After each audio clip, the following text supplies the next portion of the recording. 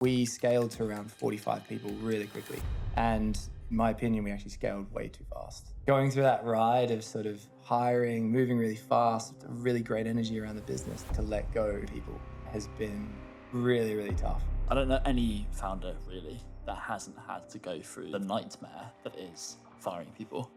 Yeah, it's fucking tricky. Probably one of the worst parts of the job. I actually remember the first time I had to do it, and it's maybe a little bit embarrassing, but I actually cried.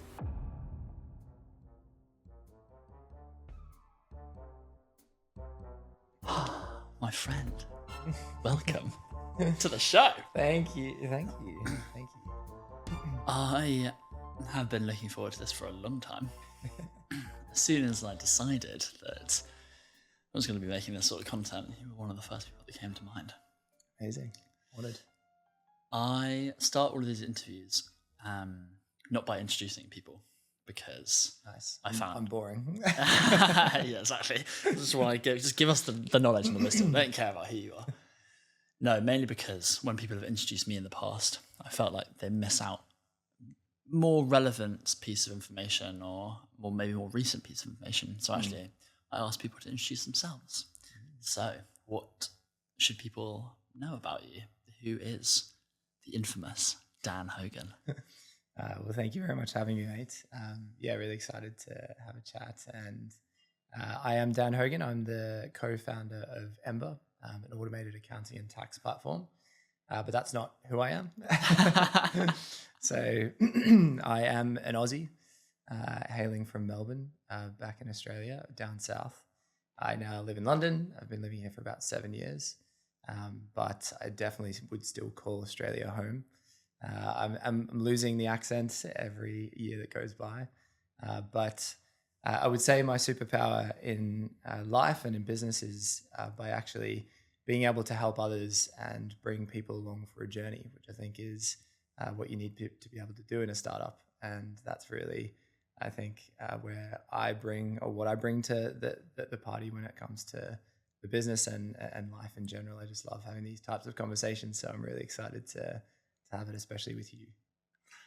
Oh, honored. Do you want to tell people how we met as well? I can. Yeah, I'm actually heading back there next week for our offsite. Yeah. So yeah, for everybody listening at home, AJ and I met at the Founders retreat that was run up in West Lexham, May a few years ago now, and that's where we met. So yeah, we had an amazing retreat. I think my first impressions of you were quite interesting. I think I remember actually getting on a Zoom call prior to the Founders retreat, and I didn't have that kind of depth perception of actually how tall you are. And seeing you on camera, I was like, this dude looks super young, and he's the CEO of Founders. What's going on here? And then I was a little bit skeptical actually of Founders at the start before I came. And it was one of those things, you know, when you're like so busy at work and you tell yourself, you're like, oh, I don't know if I'm going to even be able to make it this weekend. And I was just like, there was something that just said, like, don't be that person, don't do it again, and just really give yourself over. And I honestly like couldn't have thought of anything better, because I've met you and you've now entered into my life, and we've been, yeah, amazing friends over the last few years, having lived together now as well. So a few stories to share there, but yeah, it literally changed the course of my life because I met yourself and I also met my girlfriend within the community as well later on. So it was one of those real sort of seminal moments of my life, because I felt as though my community was potentially waning a little bit in the UK. All my Aussie mates had gone back home, and I was really looking for that replacement. And I definitely have found it in this community, in you, and in the people that sort of make it up. So yeah, amazing stuff. Oh, that is so heartwarming. And I think I like telling your story when it comes to the power of Founders, because that retreat also changed my life. I mean, we ended up living together. We've been like really tight ever since, and seen each other go through tough times. Yeah, for sure. Yeah. bonded over breakups. That was a seminal moment. So I'd love to first, we'll start off by giving people context of Ember because it's amazing and the service is just long overdue. Like it just makes so much sense. Yeah, for sure. Let's talk about Ember and then specifically how you have built in processes for managing people, especially in a remote first world, and then what you've learned along the journey in that regard. So tell us a bit about Ember. What do you guys do? Sure. And where have you got to in the startup journey? Yeah, definitely. So it's been a bumpy one, that's for sure. And I think as anything good in life, there's always been a decent amount of ups, but a lot of downs at the same time over the last 5 years. So we are essentially an automated accounting and tax platform. We're trying to replace the accountant from the value chain, something that I know a lot of startups hate. And what we're trying to do essentially is ensure that business owners are no longer spending any time on their financial admin. So at the moment, there's just a massive time sink. We've done a few studies. We've found that the average business owner spends around 15 hours a week on financial admin. And when you actually put that into context, it's just like, what the hell?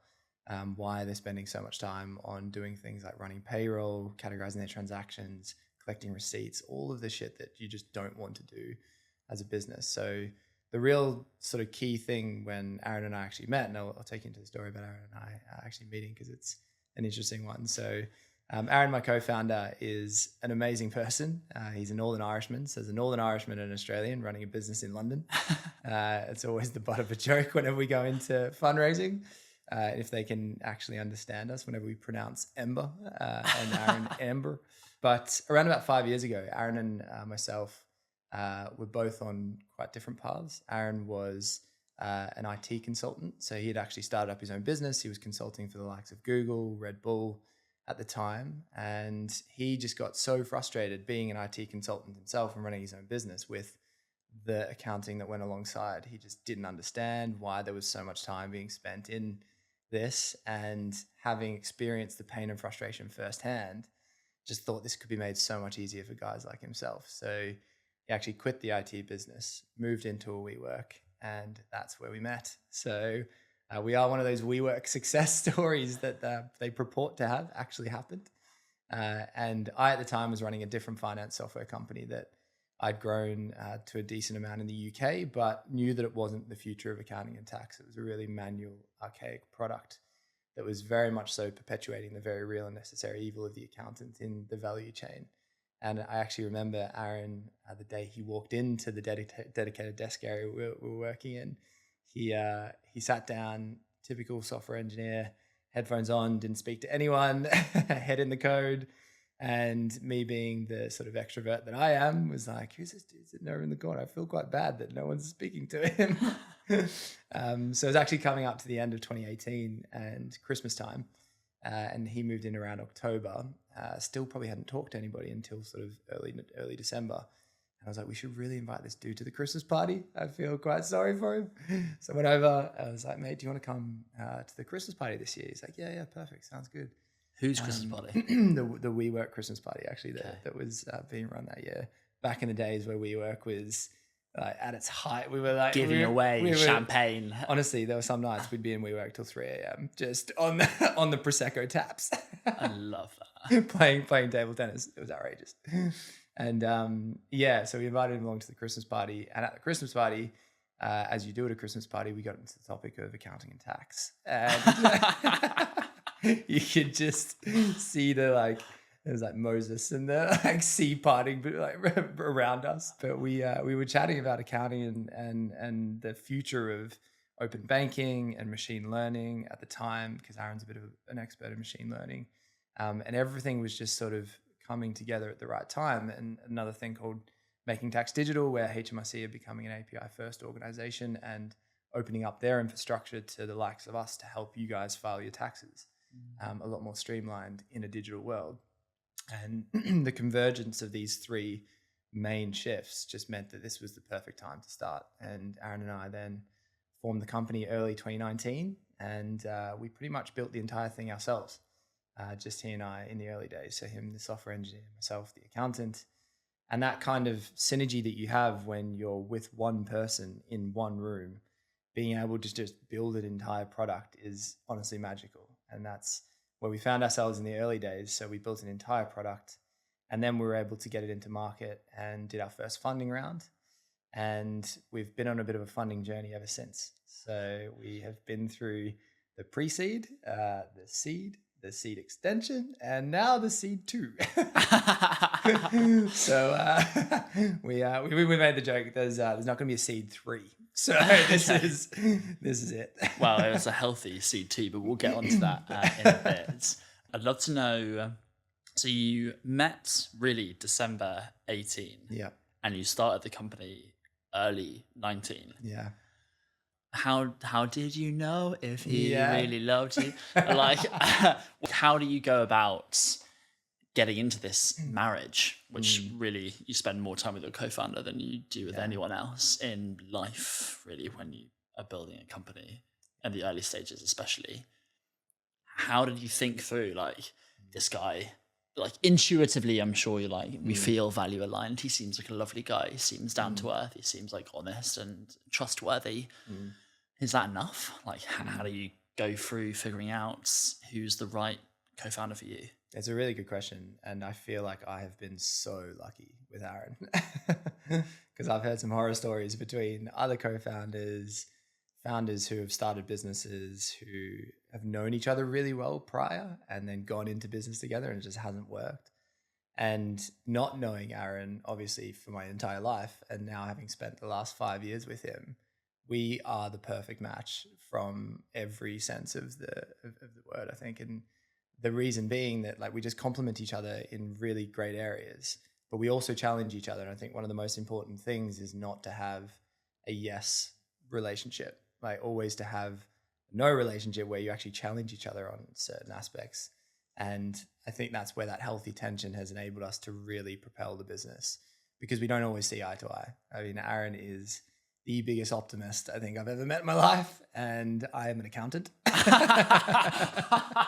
And what comes alongside that is pragmatism and making sure that everything checks and balances. So that kind of tension where Aaron's just like, let's do the most lofty thing, let's do the visionary thing, and me really bringing him back down on that sort of journey and being able to actually put it into processes where we've really gelled amazingly.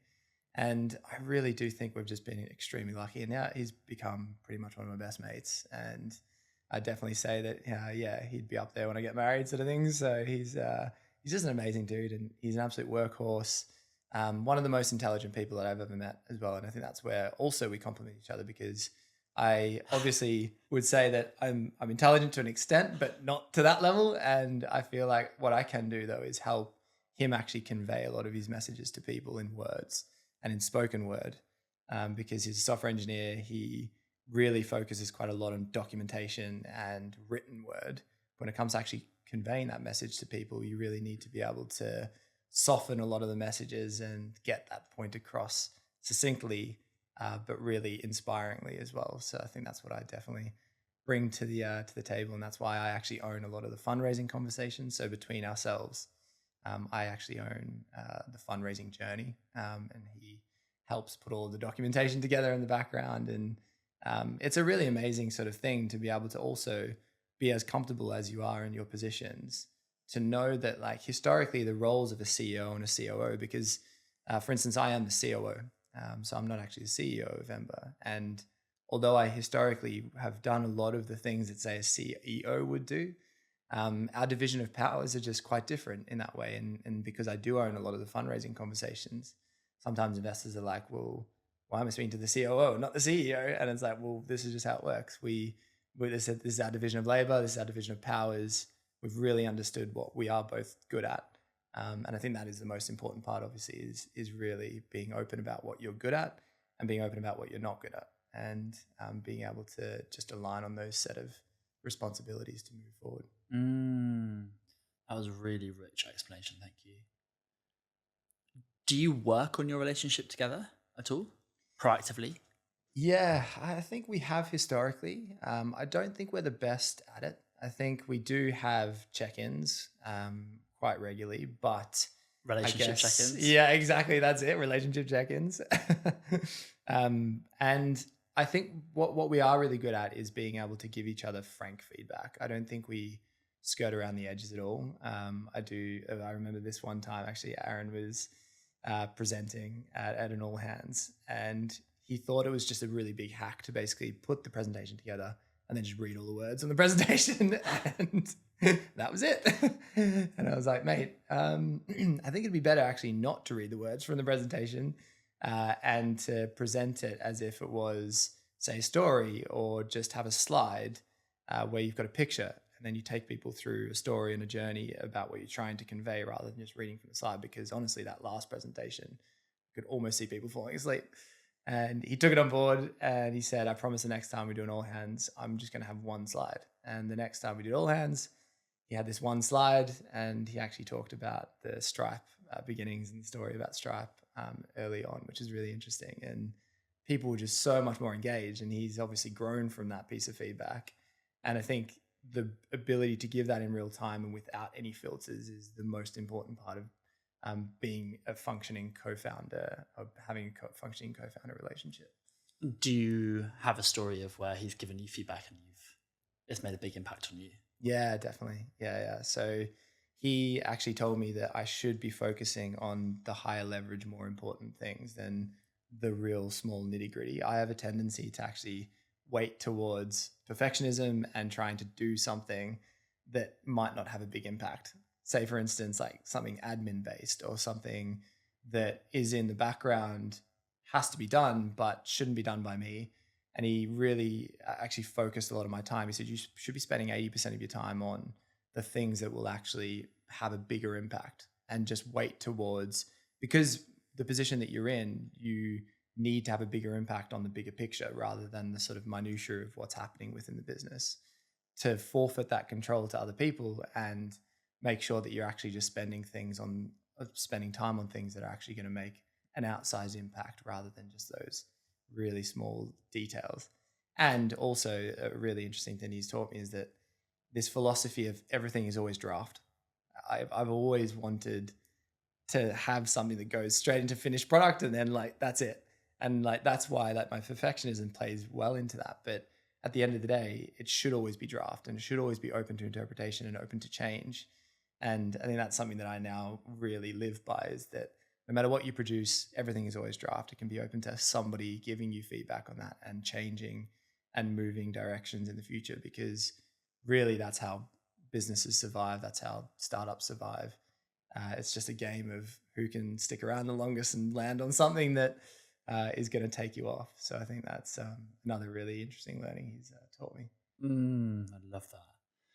I feel like the art of feedback and communication is such a nuanced and tricky one.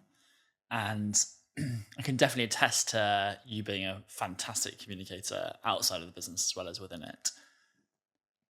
So one thing I know is that you, Ember, has gone from being, was it entirely in person to then entirely remote to then trying to come back into the office and figuring out a hybrid model? Is that right? Yeah, that's right. Yeah, we are victims of COVID. Communication obviously becomes so much more difficult when you're not sitting next to the people you're working with, the people on the team. Have you come up with any frameworks or approaches as to how you ensure that it doesn't suffer when people went from going in person in the office to remote? Yeah, for sure. I mean, there's a lot in that actually. And I think where I'll start is where we essentially started as a business, which was Aaron and I met in person at a WeWork. And we had that magic that happens when you work with somebody in person. And we were able to build and ship so quickly, probably too quickly. And a lot of our developers have said whatever Aaron developed was just spaghetti code, but and they've just spent the last 3 years rebuilding it, but it's okay. And that magic that happens in person is almost irreplaceable. We then went through COVID. Aaron and I were working at home, And we were obviously just completely remote. We then hired during COVID. We hired people from all around the UK. We hired some people across Europe. And we are now in this position where essentially we are a completely remote business where we have people all around the UK, and it's pretty much just Aaron and I in the office. And that transition from two people who love being in the office to hiring people that love being at home and do their best work at home, the biggest thing for us has been this piece of communication. And we've been trying to work out what the best way to make sure everybody is up to speed is. And I think the one thing that actually really stood out to me, I've been reading this book called Scaling People by Claire Hughes Johnson, who's the CEO of Stripe, or the ex-CEO of Stripe. She is an incredible person. And I think one of the things that she said that really resonated with me was around this notion of, say, you wanted to go and play football at the park, or you wanted to go and play whatever it is, lacrosse, and you bring a heap of equipment to the park and you get everyone to turn up. You turn up and then there are no rules for the game. There's no way to win. There's no sort of structure in place to help you play this game. What do you have? You just have a bunch of people running around, probably kicking a football, not knowing what they're doing and not knowing how to win, or not knowing how to beat their opposition, or not knowing who the competition is.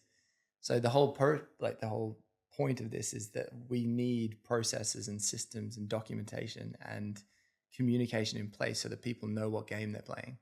They know how to win. And if you don't have that whilst you scale a business, it's really, really hard to keep people aligned, keep people autonomous, and ensure that they're all pushing in the same direction. I think one of the main things that we've found that has grown exponentially over time is this notion of ambiguity. And there, in my belief, is when Aaron and I were just by ourselves building product, there was zero ambiguity. We between each other knew what each other were thinking. I would have an understanding of how to solve a problem, and I'd give that understanding to Aaron super quickly, and he would then just develop it. Because you were just sat next to each other, because Exactly. You're talking all the time. Exactly. Almost like osmosis, by just being next to each other and working together really closely. You then introduce somebody else into that equation. You introduce somebody who isn't in the same room. There then becomes so many impediments to that communication. There's a time lapse on how long it takes you to actually ask a question on Slack. There's that interruption into your own flow by asking that person to jump on a meeting to explain something. There are all these different things that ambiguity just increases with the level of people that you bring into a business. And we scaled to around 45 people really quickly across the last few years.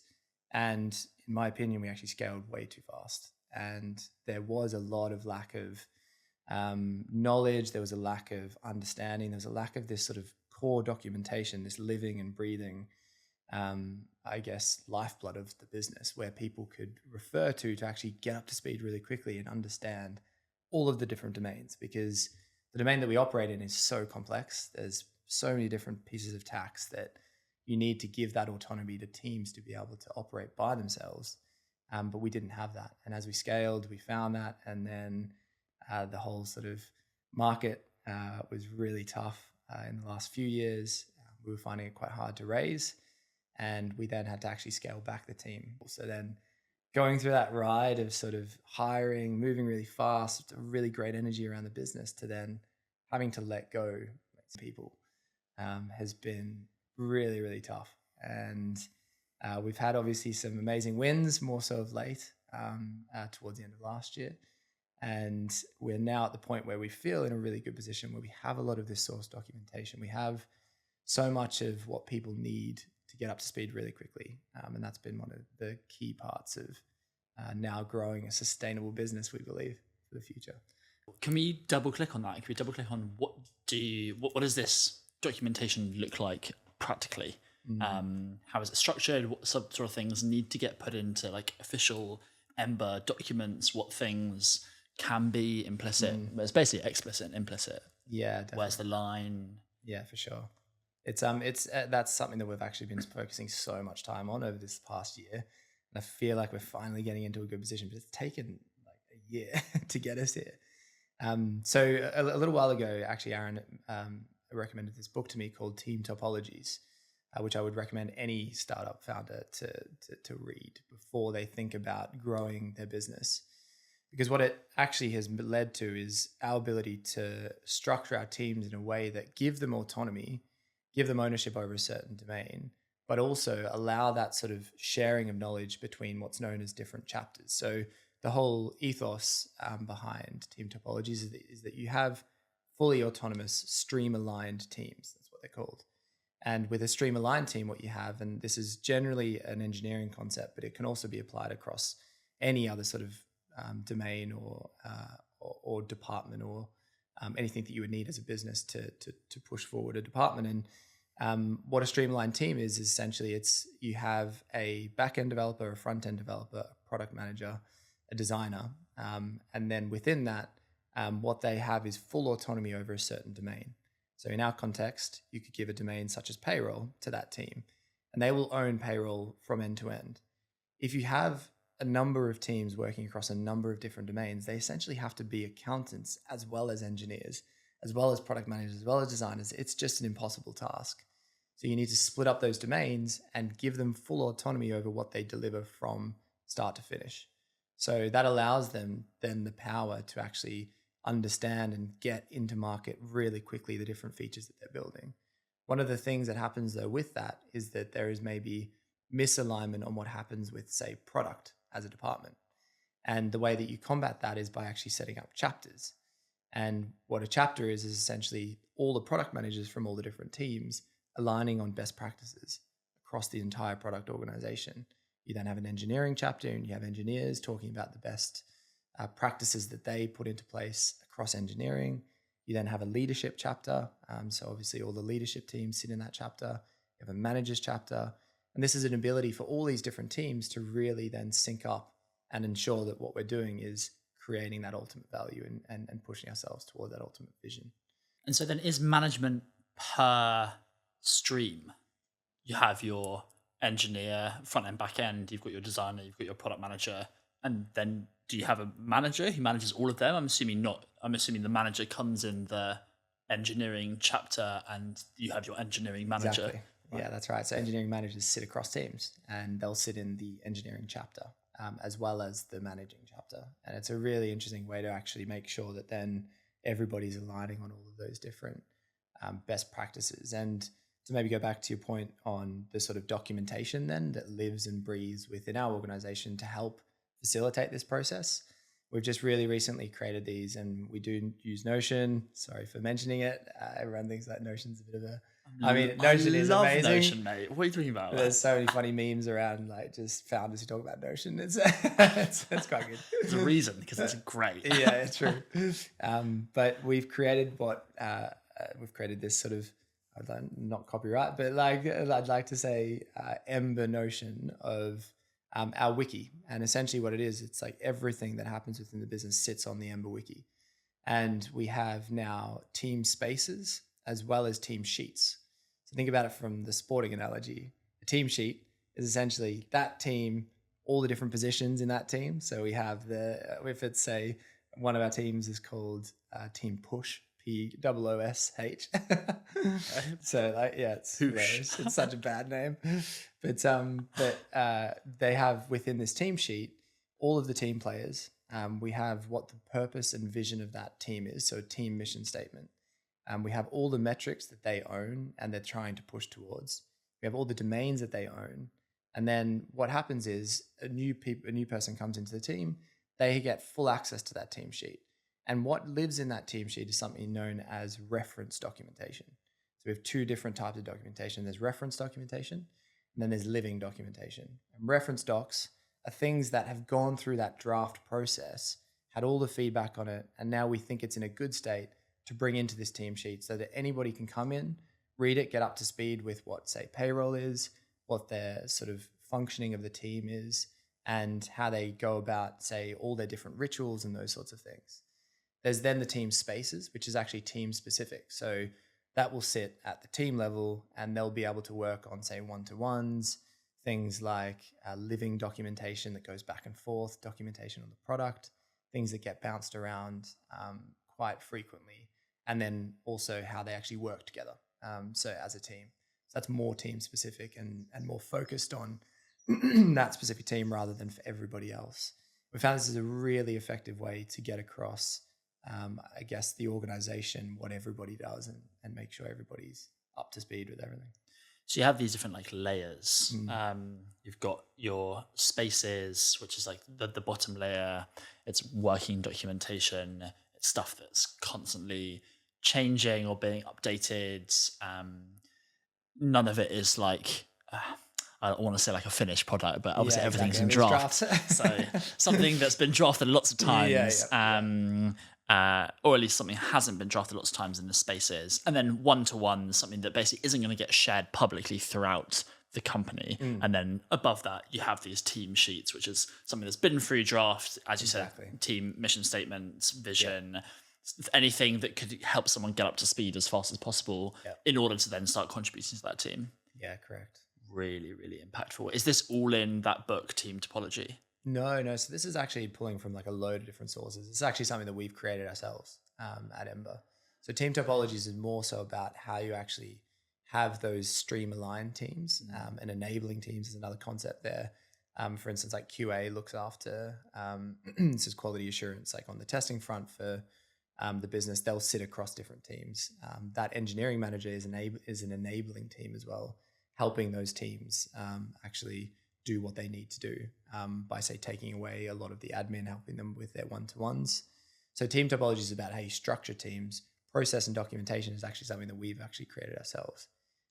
And this notion of sort of living documentation, reference documentation. I would actually quote Stripe there as well. So Stripe actually do this quite well. You're such a Stripe fanboy, and we're going to talk about them later as well. I am a Patrick and John fan, that's for sure. But they are a long form document company, they call themselves. And what that means is that they make sure everything is documented. So everything, every decision, every process, everything that they do at Stripe has a long form document that anybody can reference and pick up and understand really, really quickly. But what that creates then is this I guess, bank of knowledge that can become outdated as well. So there needs to be processes in place like ours in that we have a wiki, and there's actually a verified tick on that wiki that says this was verified last month or the month before. And there are things that actually have automated reviews that go out. So you have to review, say, our vision and mission every year. And that sends us a prompt. We review that, or every 6 months or however long the sort of cadence is, to make sure that that doesn't go stale and there's people reading sort of old documentation there as well. What else gets reviewed and in what cadence? Pretty much all of the reference documentation gets reviewed quite frequently because, as we said before, that is at that sort of final state. So after draft, it's gone in, but it again can become quite stale quite quickly because things just happen and move so rapidly across the business. And then all of the living documentation is just living. It's generally referred back to quite often and frequently. That's incredible. Do you have just riffing here, it sounds like you have really clear processes for this communication from a document perspective. Would you still have that if you were fully in person? It sounds like a really healthy practice. It sounds like it's been pushed along by the fact that everyone's remote and you have to find a solution because you're not sitting next to each other. Yeah, definitely. Do you think you'd still be here if you hadn't have gone remote? Yeah, that's a great question actually as well. And I think maybe to move into why we actually became remote, first and foremost, was actually remember going out and hiring just off the back of COVID. We were still forcing people to come into the office. So we were saying we were trying to look around London.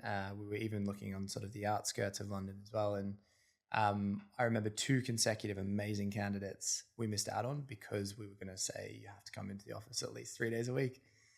And Aaron and I both kind of sat down and we were like, shit, we're losing out on some really good candidates here by not being as flexible or remote first. So what should we do? Because both of us really believed in that power of in-person connection and having people sit in the one room together. We really had to adapt off the back of that and say that, well, if we want to continue and we want to try and hire people across the UK who have got the best experience for these roles, then maybe we do have to become a little bit more open. And that's when we said, we actually then made this hire, a guy by the name of Serge, who lives in Portugal, and he has literally single-handedly brought this engineering organization to where it is today, like in a lot of its sort of like development practices and processes, and he just could ship products so quickly. And we hired him, and he was just an incredible hire. And so we had this really great experience with somebody living in Portugal, being able to just hammer out code, and like we wouldn't be in the position we are without him now, had we not had him. And so we really learned from that, and we adapted off the back and said, okay, well, we would just really need to hire people where they do their best work. And that has become the philosophy of Ember. So you should do your work where you do your best work. For Aaron and I, that's in the office. For the majority of the company, that's at home or where they live. So we've really become a product of that now. And I think that just then has really reinforced how important it is to have all of this documentation and living, I guess, reference things that people can understand and get up to speed really quickly on. So it's all about aligning people. I mean, at the end of the day, Aaron and I's main job is to make sure that everybody's aligned around a common purpose and a single vision that everybody is moving towards. If you don't have this lifeblood of the company sort of rolling through, then you just have people moving in all different directions. And what we needed to do was actually bring all of that together. And that's why we created this sort of wiki page as well. It reminds me of Elon talking about people as vectors. Vector implies that something has speed and direction. And so people always talk about like ship fast, which is only talking about speed. Yeah. But actually, if you have two people shipping fast in the opposite directions, then we don't go anywhere. If they're shipping at the same speed, right? And so then, as per what you've just said, as long as you align people predominantly, then you move a lot faster and a lot further. So moving on from communication, it sounds like you have a really exciting and effective process around that. We've now got this problem of disconnection. You've got, you and Aaron love being in the office, you become best mates through the process of working side by side. And those relationships, ideally, we want to try and build between lots of team members, but everyone's remote, everyone's working at home. Yeah. And so that leads us to a bigger focus on other ways of connecting the team. Yeah. So how do you think about that? Yeah, I mean, I've learned a lot from you here in my time. And one of the things we now do, and this was a lot probably driven off what I've learned from people across the Founders community actually, is that because we are fully remote, we make sure that we have quarterly offsites. So every quarter we get everybody together, and that's actually happening next week, as I mentioned earlier, up at West Lexham, again, where we met. And what we do is actually take the entire company away for 3 days. And within that 3 days, we really give them that opportunity to compassionately connect with each other. And I know that's TM AJ. But during that time, what happens is people create this connection that you can't create virtually. And once you've created that connection, you then feel so much more comfortable, say, reaching out to someone and just actually asking them how their day was, rather than like talking about a sprint or talking about a deliverable. Actually catching up with them about, say, what they did on the weekend, because a lot of these things that are facilitated via Slack and via virtual means can seem a little bit disingenuous, and they seem a little bit forced. There's this one thing that a lot of people actually use called donut. Yeah. And I don't love it. Like I feel like it's a little bit sort of created. It's a little bit sort of fake, I think, and making sure that people actually can be in person and peel back a few layers. And that's what we really try and do on these offsites. So the schedule for next week is about, so that the theme for the week is actually entering into uncharted territory. So we are about to have a big launch within the company with one of the biggest banks in the world of our new embedded product. So the last few years, what it's taught us is that we could acquire customers direct to customer, but we needed a new way in which we could actually go to market, and embedded is our future. So we're actually embedding into a whole load of different banks, and we can talk about that. But what we want this sort of next phase of the business to really be about is entering into this uncharted territory, because we are forging a new path. We're going where no one has ever gone before with this particular solution that we've built. And so what we want to do is actually empower everybody that works with us to actually tell us their stories about how they've been into uncharted territory before, and really create that understanding. Okay, well, I mean, I played Aussie rules, for instance, back in Australia, and how I entered into sort of uncharted territory with that, in that like I was so scared that like I didn't know whether I was good enough. I was never going to sort of make it, but perseverance with that then meant that I could also understand the actual value of, say, getting an education and moving into sort of university, and pegging those two things off against each other has now allowed me to move into this entrepreneur role where, I mean, entrepreneurship is all just uncharted territory. It's like, I think the essence of running a business is not knowing what's going to happen next. So really what we're trying to do is power people to tell us their stories and get that common understanding between each other, so that they can then, following the offsite, reconnect and keep that sort of dramatic arc going. And the dramatic arc is something that you have told me. I don't know if you've talked about it on a previous podcast, but I think it's genius and it's hilarious. Like Aaron and I sit in the office like talking about the dramatic arc, and no one like at home probably knows anything about what we're talking about. And I guess you can maybe explain it a little bit better than I can, but to maybe take you verbatim. The dramatic arc is all about sort of creating that pre-anticipation for something that you're going to go on. So something like an offsite, really building up, and the way that we've been building up is actually by doing this theme and getting everybody alongside, and we've created this map. So in Notion, it's the offsite map to help you actually navigate uncharted territory. And it goes through like getting everybody ready about thinking about where they have historically been in uncharted territory, going through the whole schedule for the offsite, getting people prepared. So the dramatic arc is actually as you're coming up on this curve. And then that peak moment within the offsite has to be when people are compassionately connecting at their peak.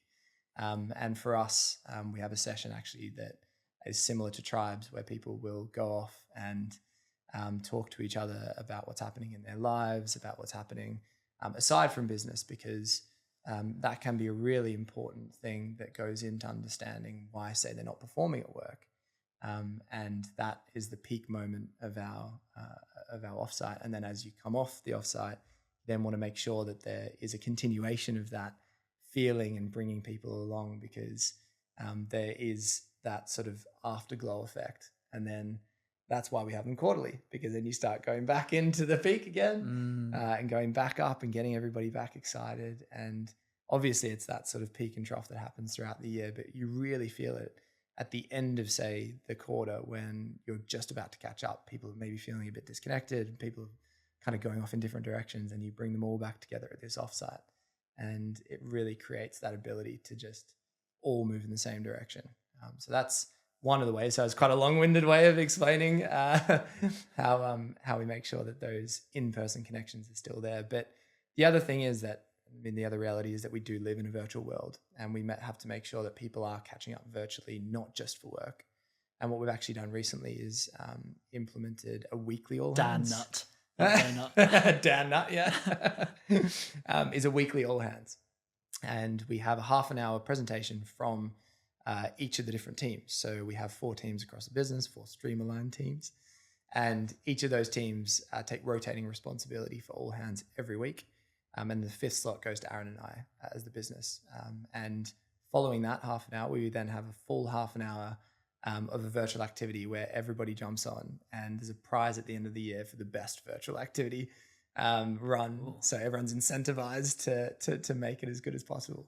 What's the prize? And they've been amazing. It's actually a bonus. Amazing.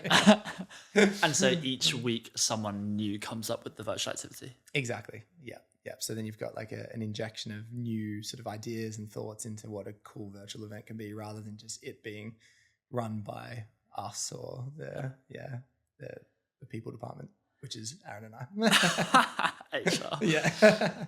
That was a great explanation of the dramatic arc template. It's really good. Anything to add? Sorry, from the master. Definitely not the master. I learned this. This is not mine. I learned this from a experience design course called Scaling Intimacy. And the idea, very fancy, the idea is around taking somebody through a transformative experience. And so you imagine a sort of lopsided triangle where you have like a slow build up to this peak and then a slightly sharper line back down to your x-axis. And the peak is, let's say, if the intention of the experience is to deeply connect people, then it'll be, let's say, a peak could be someone sharing very vulnerably and everyone else holding like a very safe and trusting space for that person. And then they feel a lot more connected because of that experience. And I love that you're thinking really intentionally about this build up and like work before the actual experience, because that's what most people miss. Most people think the experience start when it's like Friday at lunchtime and you're all getting on the bus to go to this place. But actually, as you said, the experience starts as soon as you tell somebody that this is happening. Exactly. And that prep, the better you do that in-person experience work, then the more impactful the peak experience can be. So I think it's amazing that you've set this map for uncharted territory. And also it's like people generally don't talk about their personal lives with work colleagues. So that in and of itself is uncharted territory. Just about to say, that's a really interesting point that you just brought up there, because I guess being vulnerable with your coworkers is quite different to being vulnerable with other founders, which obviously we do get into when we go on a founders retreat.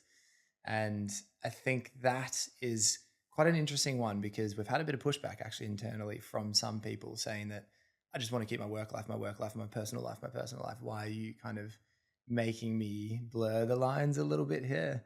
And in that respect, you do have to kind of respect people's thought processes when it comes to how they treat work. And it has been a bit of a tricky water to navigate actually with some people. And I think a lot of them have actually said, like, why do we do these quarterly offsites? There's been a bit of pushback on that sort of in-person connection, because they just love working from home and they don't want that kind of involvement with these other like people. They just want to try and do their job, like get the job done. And I guess like it's really interesting, because you then have all of these conflicting ideas, but you need to sort of play in the middle ground a little bit and make sure that people do feel included and they're not pushed too far to their boundaries. So you do put a little bit of a guardrail on, whereas I think in the founders context and getting people together and being super vulnerable with each other, because there is no other kind of link when it comes to say work. We don't sort of go that far, and we kind of bring it a little bit sort of closer to the middle. How did you navigate that conversation with people who aren't as open to it? So I think like from my perspective, it's all been about like, I guess, explaining the benefits of why it is so important to compassionately connect with your employees and with your coworkers. Because what comes off the back of it is just so much better productivity, such a better life at work. Like, why would you want to say have something really deep and like shit going on in your personal life and just be a different person at work and like think like everything's cool and sweet? Where we can actually help you with those problems that are happening in your life. And we can, I mean, yeah, we've had countless stories of hardships of sort of people within Ember. As one dev who I obviously won't name, but she just seems to have like the worst luck.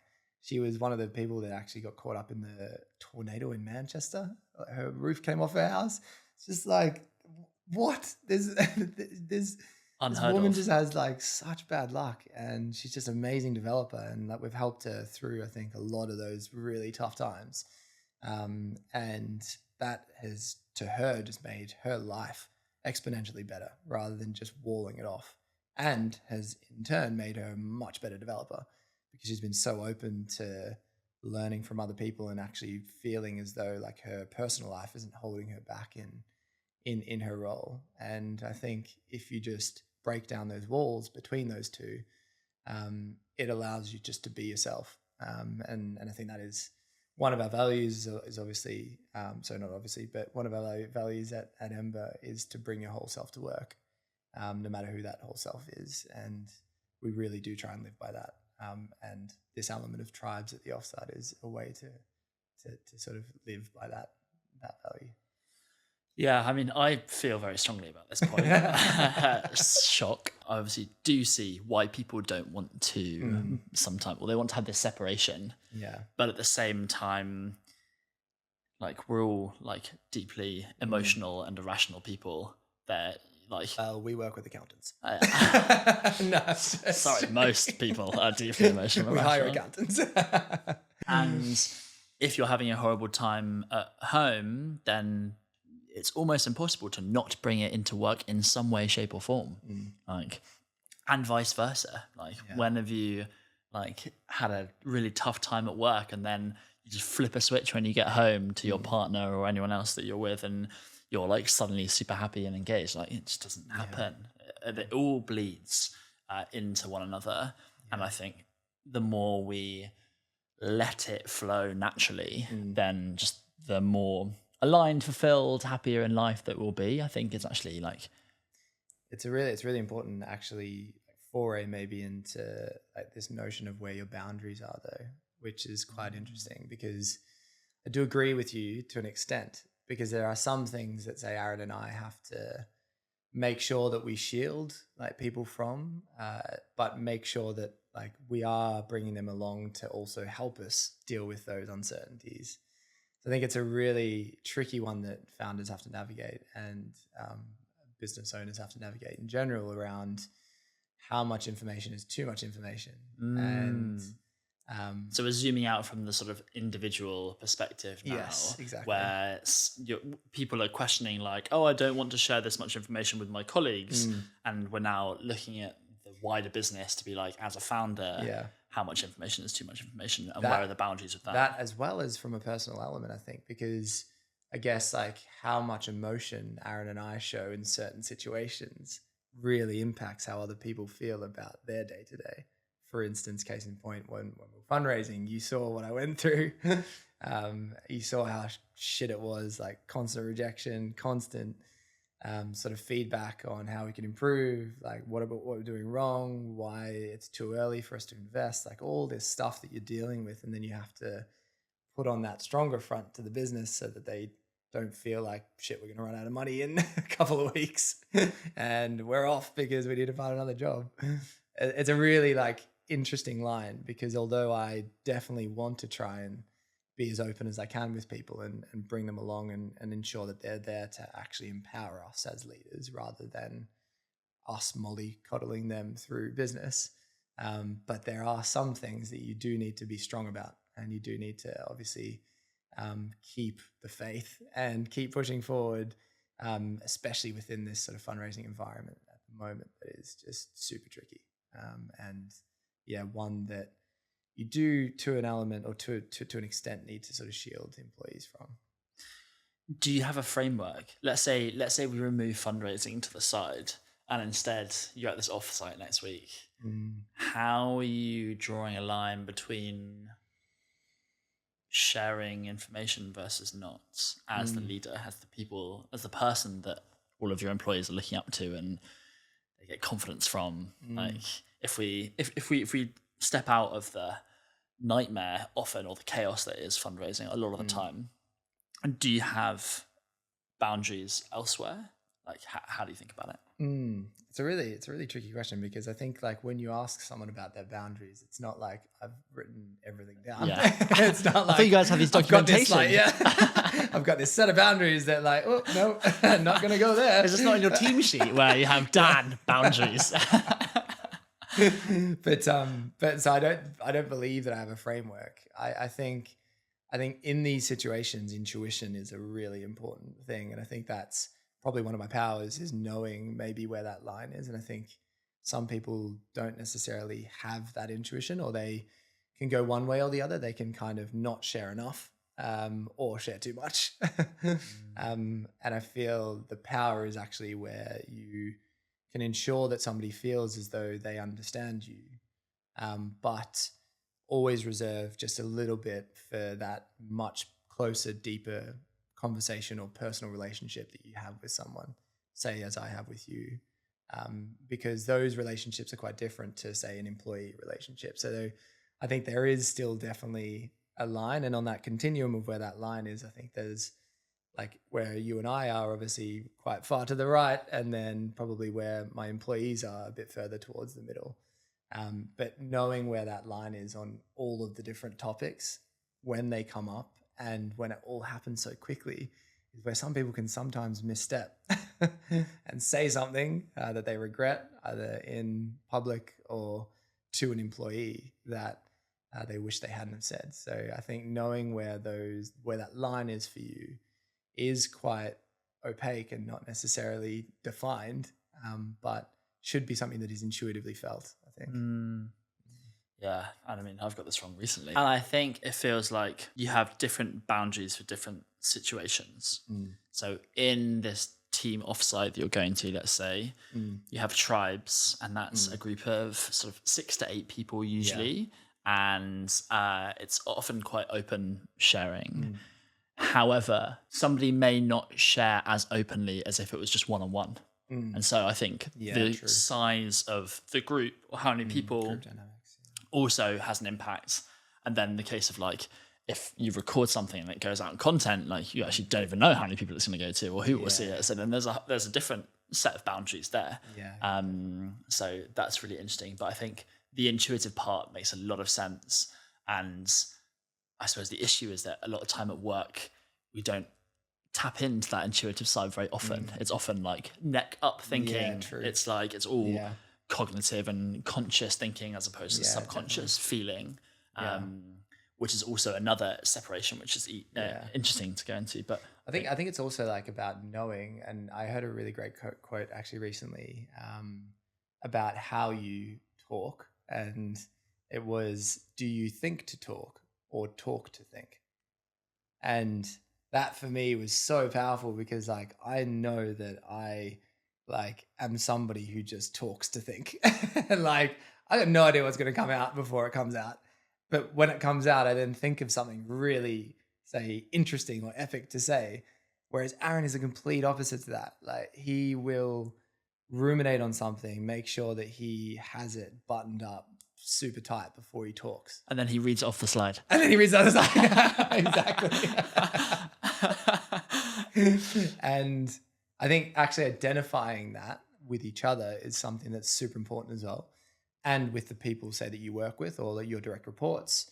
And one of the really important things is that with everybody who I manage, I have a sheet on myself as to like how I like to work and how I best get the best out of you, and how I will coach you and how I will help you through, say, all of the different things that you need and the best ways of communication. It's almost like a cheat sheet on me. And that is the first thing I say, is that I generally talk to think. So if you're going to send me this huge, like just barrage of like conversation that has to do with a certain topic, I'm probably not going to like get into the details and read it all and then be able to really easily respond to you. So let's just maybe jump on a call and get through that in like, say, 10 minutes or like 5 minutes, like versus this back and forth, like written communication, which can sometimes be just a bit much for me. Whereas Aaron's the complete opposite. Like he'll just send barrages of like information, and I'd send like a 1 paragraph response sort of thing. And a voice note. Yeah, exactly. Yeah, that's it. It's a really interesting sort of dynamic to maybe call out in yourself and understand in yourself what you are or how you actually think, so that other people can actually work with you in the way that you work best as well. Did you get this from Costa?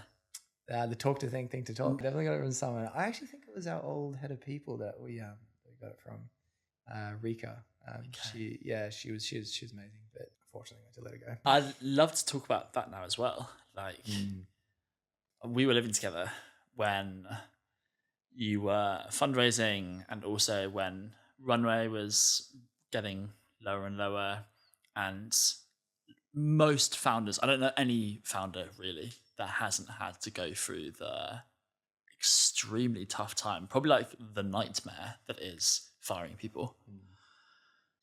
How do you approach firing? Yeah, it's fucking tricky. It is probably one of the worst parts of the job, I'd say. I actually remember the first time I had to do it, and it's maybe a little bit embarrassing, but I actually cried.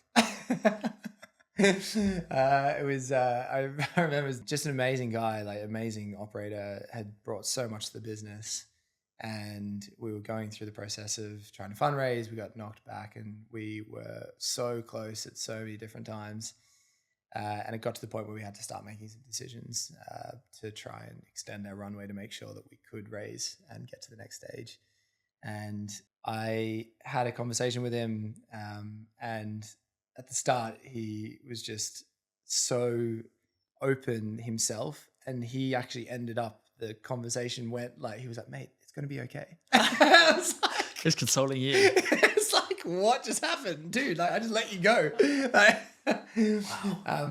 but I think showing that you actually care, like, as in showing him that, like, it hurt me to essentially have to let him go, and really respected how much he had done for us and how much he'd helped us and got us to where we are today, and giving them the context that if we don't make this decision now, as bad as it sounds, unfortunately, if it's not you, it'll be everybody.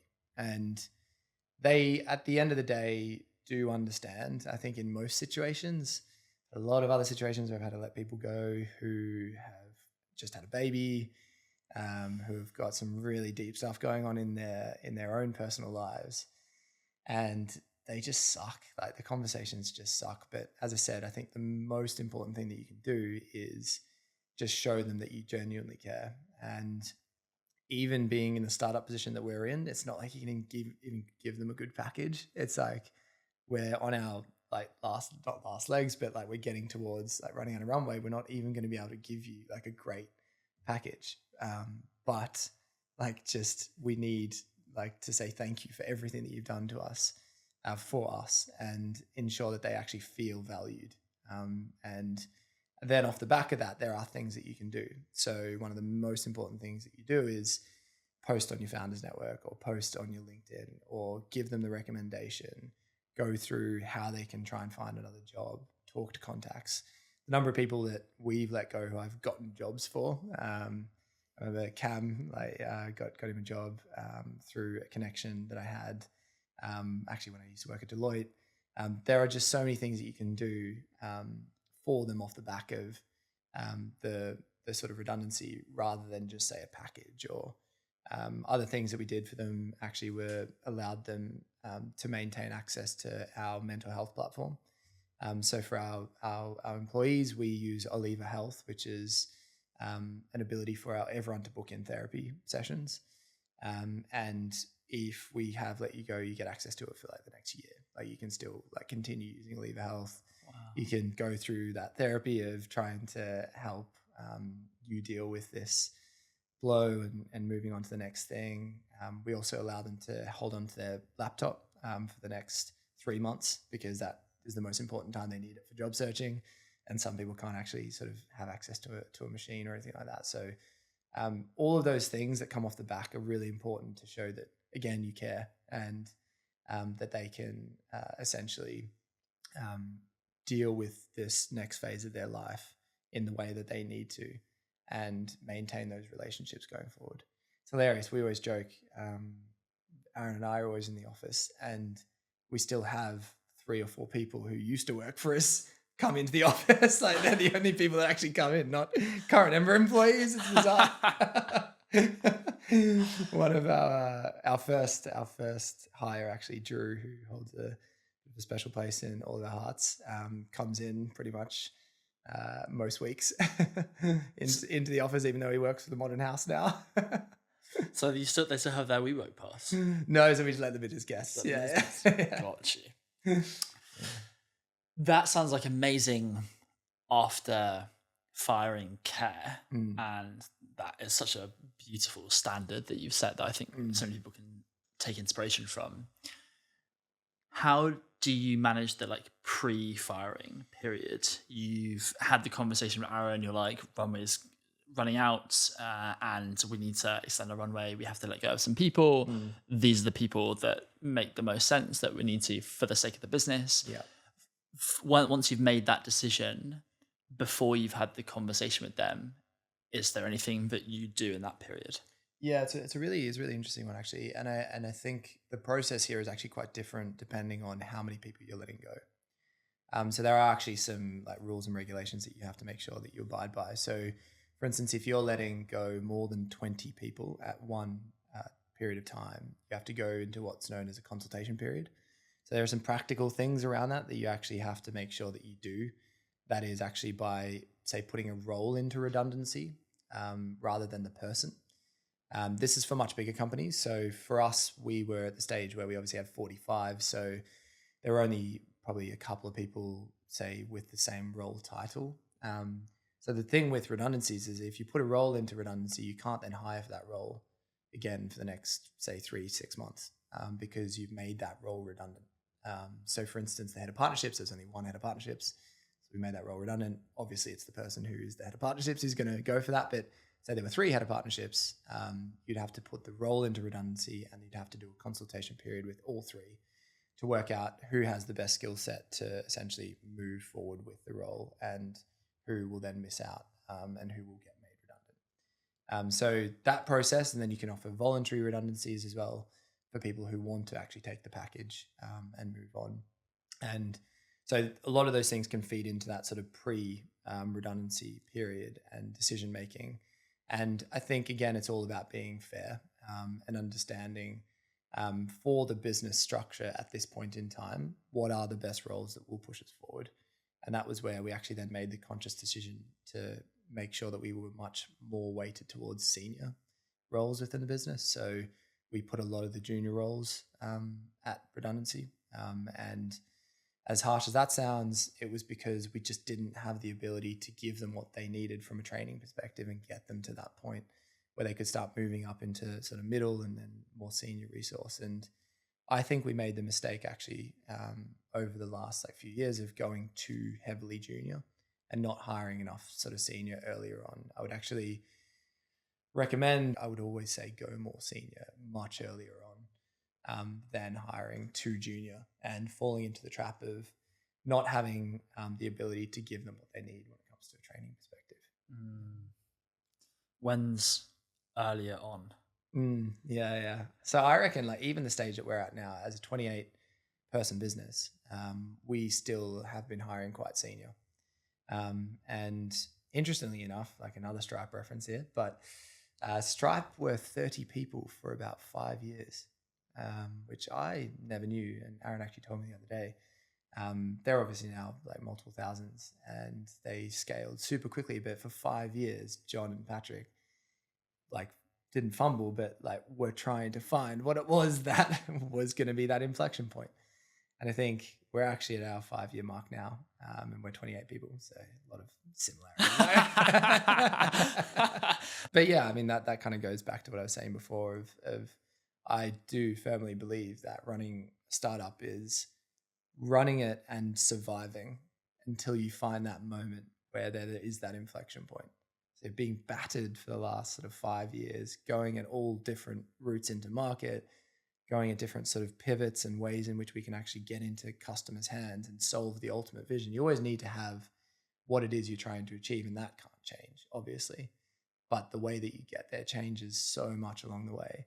And I've definitely found that. And surviving those knocks are essentially what will allow you to get to the point to then hit that inflection point and land on the thing that will take you to the next level. And we do really feel like that is our next journey into this sort of uncharted territory for that around this embedded piece.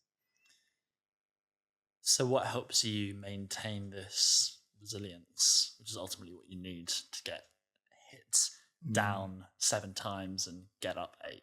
That's yeah, I mean, so resilience actually to me is the way that I was brought up. So as a founder, I have probably more resilience than other people, I believe, because I actually lost my mum when I was quite young. And she passed away from lymphoma Hodgkin's disease when I was about 8 years old.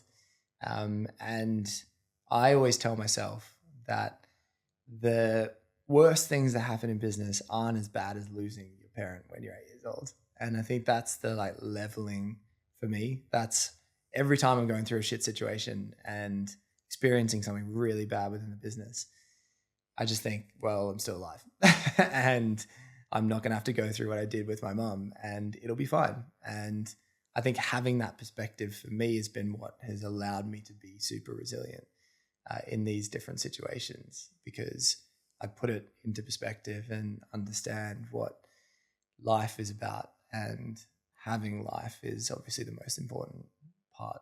Yeah. Interestingly, I was chatting to Sam Knight not too long ago about this exact topic, and he had exactly the same framing, which was like, any problem you have, it's not as bad as losing your parent. It's not as bad as this like really intense traumatic experience. Yeah.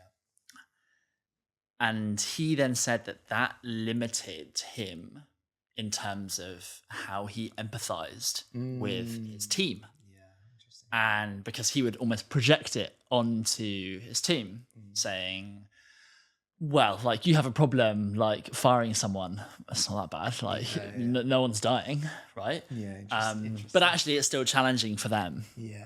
And so maybe can reframe the question, which is, how do we help others build resilience in the team? Because everyone has to be resilient with constantly changing directions and constantly getting hit and knocked down 7 times to get up 8 as a collective. So how do you as the leader instill that in others, or do you have any approach to that? Yeah, definitely. It's actually one of our core values. And I think the main thing that comes with this part of resilience is not being afraid to fail. And we have it, that is one of our like sort of core values, is that like, we won't chastise you for failing. It's like but like if you fail again on the same thing, you need to learn from those mistakes essentially. So I think one of the most like, I guess, sort of the interesting ways to answer this question is all around empowering someone to actually first experience what it is to have failed or done something wrong, to then know that they should learn from their mistakes. And if you don't fail, then you're not doing your job properly, or you're not doing the right thing. Because if you're never getting that kind of real-time feedback of what like you could improve next time, people either aren't being honest with you, or you're kind of living in this little bubble. And so that's one of the key things that we always make sure that people are never afraid to fail. And we're experiencing this firsthand in the difference in culture of actually working with a massive banking organization and us. But I think working with large corporates is where this incessant like fear of failure has just taken hold, and it created so much inefficiency because everyone's passing the buck. Because if you fail, you won't get promoted. And if you fail, like you've put the company in this really bad position. And what that has bred is just this massive inefficiency of people getting in the room together. And even though, say, something is red or on fire, it's like, nah, it's green, it's all good. Like we're all sweet. Like when you go through like the red, amber, greens or whatever of your of your workflow, you're never like, you're always too scared almost to say that something's wrong and try and get some help on it and build that resilience as you fail. Because again, you just don't build it if you don't fail, and you will just continue to just live in this kind of bubble world of not understanding what it is to actually fail. But then what I've just connected is that as a CEO, you still have to have, or as COO, as someone who's leading the business, right?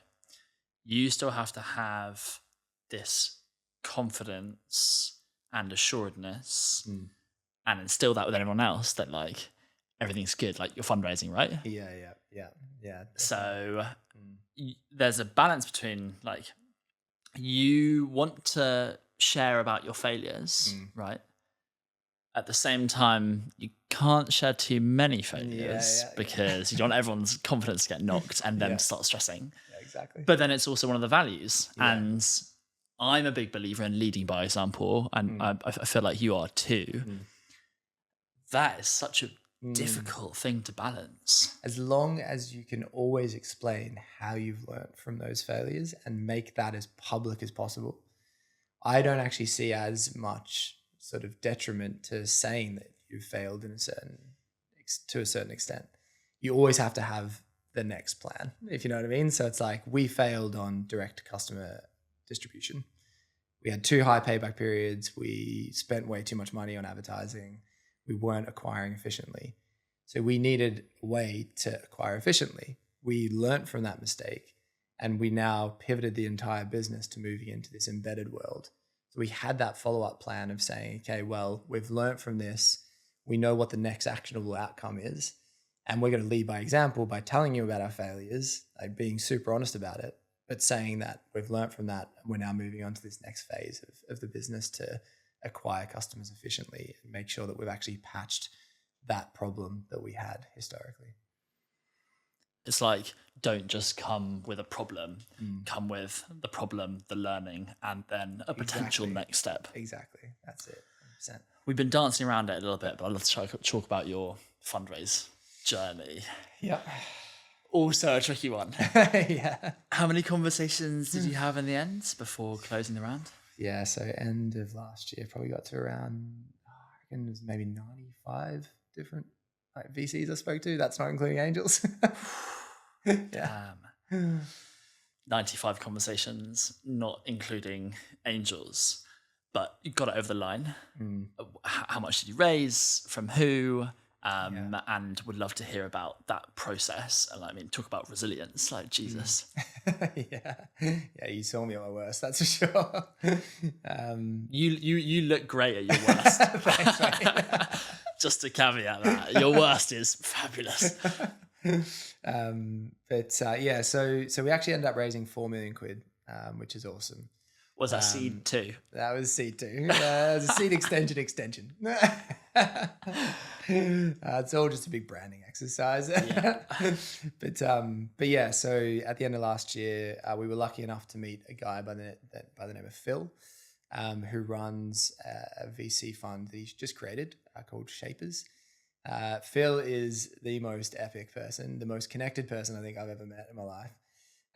He just knows everyone, and he throughout the entire sort of fundraising journey was evaluating us as a potential investment, but also just connecting us to a ton of people. And he spent probably 3 months before actually making the investment decision to invest in us, going through his DD process. And that was by talking to Ember employees, talking to almost a former employee of mine, going really deep on the founders, going deep with all of the potential partners that we had lined up, with HSBC and the launch of the embedded product.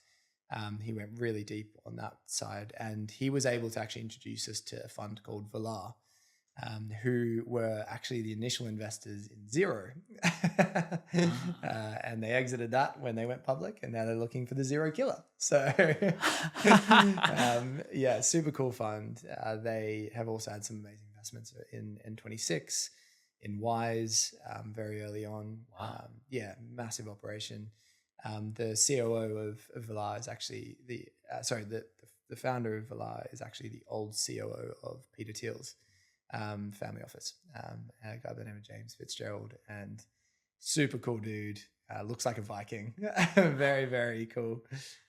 And he got on a conversation with me after months and months of going through all of these really long, drawn out DD processes, getting to final investment committees with VCs and having the vote go 3-2 in rejection of Ember. And we experienced so many of those situations where we were at the final hurdle, like just about to get the term sheet, and they went to investment committee, and there was too much uncertainty around the future of embedded, and we hadn't launched with HSBC yet. So there was this whole apprehension around, well, if it doesn't go well, what then happens? What's the next phase? And just because of the market and because of where the entire venture capital market has moved in all of this uncertainty, they were just betting on certain things, and they were just keeping all of this dry powder and not actually investing in, say, the vision anymore, or the idea, or the new route to market. They wanted full on product market fit, and they were just investing in businesses that had that. So it was a tough journey. And coming back to sort of Valar and the conversation I had with James, we literally got on for like 45-minute conversation. And I think after that 45-minute conversation, he had made the decision to invest. He had that much conviction, that much belief in us as founders. The story by that stage, obviously after the 90 odd rounds of feedback, was pretty on point. And literally we then had a catch up with Aaron for probably 20 minutes. Off the back of that, he was like, yep, guys, I'm super keen to give you a term sheet. Let's do this. And ever since, Phil's now on our board and has been adding so much value. We also have Sophie Winwood on our board, actually, who's an Anthemis, ex-Anthemis now, I should say. She's now at Fox Capital. A little plug for Fox Capital and Ruth. And she actually runs a community called WVC, which is a community for women in venture capital, which is really cool as well. We are essentially now closed around. We've got some amazing angels on board as well. Phil has been able to introduce us to some seriously incredible people. We're now in this amazing position where we've got this embedded product that's really going to help us scale up our go-to-market and essentially take us to that next level. So yeah, on that path from 30 to thousands.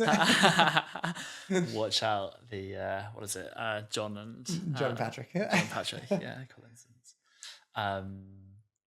It'd be funny. Do you remember the story I told you about meeting John Collinson? No. Oh, you did actually. That's right. Yeah, that would be a great story. I met John Collinson at Sifted after he was the headline speaker at the end.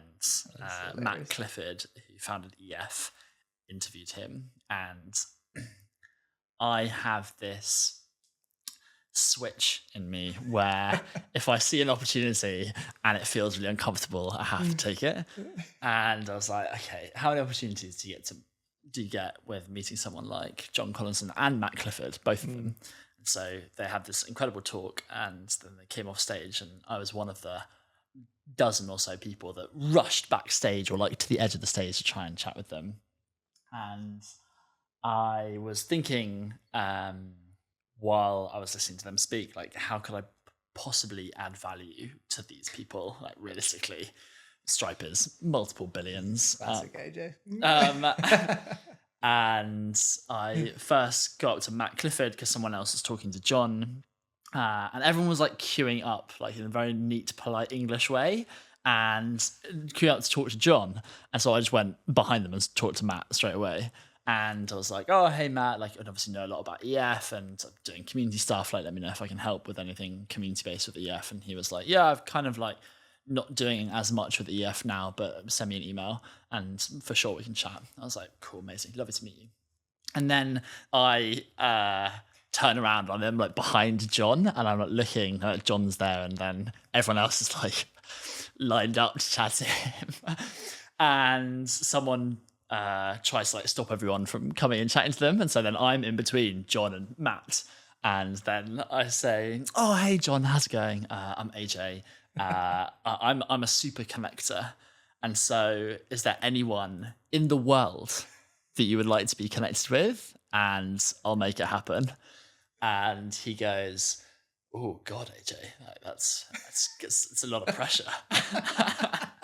I said, well, John, like, it's just an opportunity. Like, what's the worst that could happen? And he stops and he thinks for a minute and he goes, I think I'm pretty well connected. I'm like, that's fair enough. I was like, lovely to meet you, John. Hopefully paths across soon. Let's see later. But anyway, speaking of fundraising and going from 30 to 1,000, one question I had, which is based on how you approach fundraising, is I heard from another very successful founder that they always fundraise based off the potential of a new product, which sounds like what you did. Yeah. And I think good caveat is that they had a period of time that was a lot more flush with venture capital cash, and people were investing more freely than they are now. Like, the market has shifted massively in the past couple of years.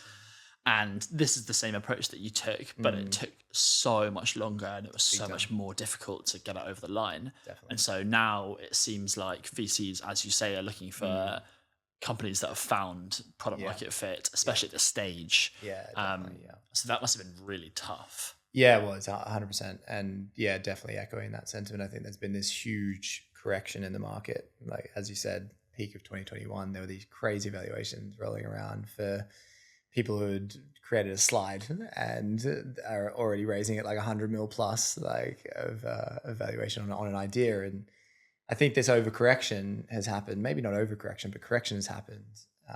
And rightly so, potentially. I think a lot of money was invested into hype and there have been a lot of failures throughout that hype. And now there's this huge knock-on impact of VCs being a bit scarred by that period. And now making sure that all of their, say, investment committees are going through with almost unanimous votes of businesses rather than just the, say, 50-60 or 40-60 split sort of thing. And we are now in this position as founders where you really do have to be quite careful on cash flow and you do have to be really careful about how you approach a fundraise and ensure that although, Costa actually told me this, that the process of going through a fundraise has to be really intentional and you say knock out all of your initial outreach in 1 week and you just line up all the first conversations at the same time, line up all the second conversations at the same time.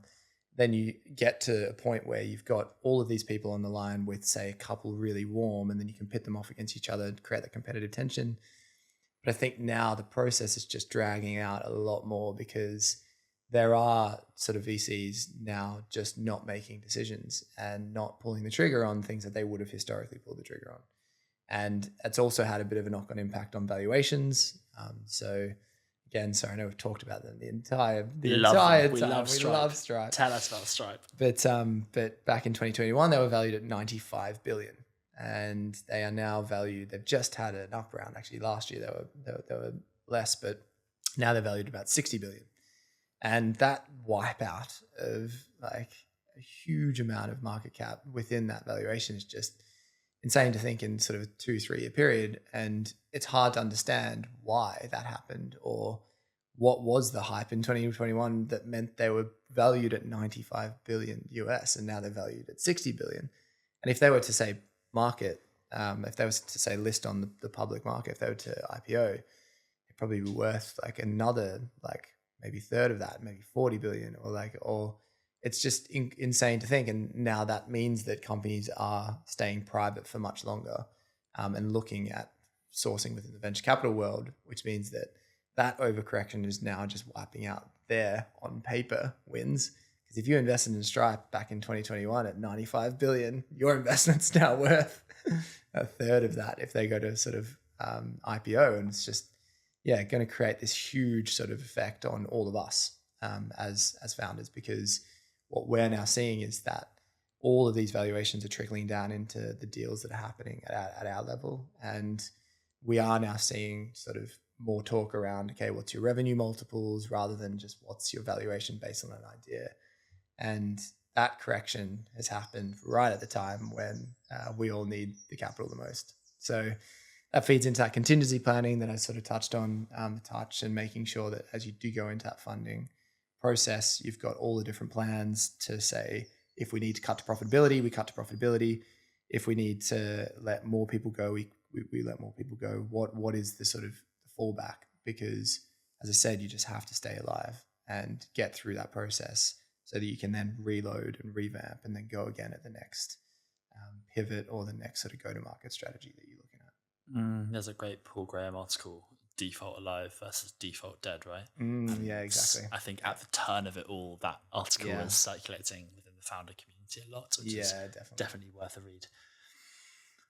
This has been like so deeply informative. Like I have learned so much in this conversation. I feel so much more prepared to going into founding the next company, whatever that may be. So now, as we close, is there a sort of seminal piece of wisdom, maybe specifically around the people side of running the business, whether that's relationship with investors, relationship with Aaron, your co-founder, relationship with employees, relationship with these B2B customers like HSBC.